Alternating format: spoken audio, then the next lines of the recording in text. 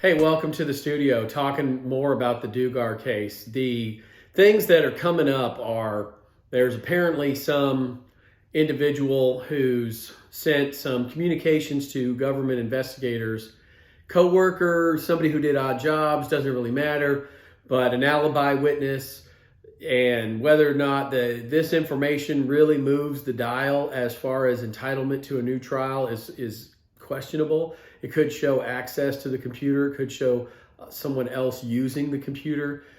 Whether or not that's really going to matter is ultimately going to be up to that court. And the thing is that when we're talking about computer forensic cases, these are the cases that can be the most frightening because they have the greatest amount of discoverable material. A computer, an actual computer. I'm not talking about a telephone.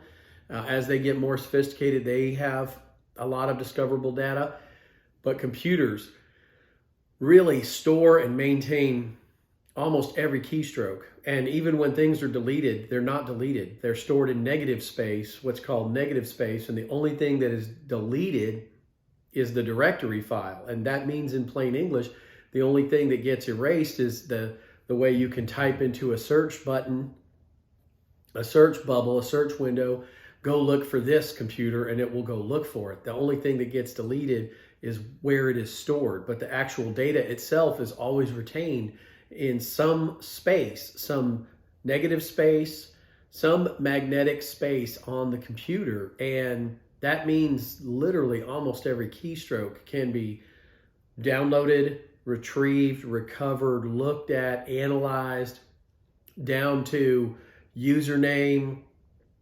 password login, all kinds of very critical information to help direct investigators as to the use of and the exact moments where use of the computer and or the material that's being investigated.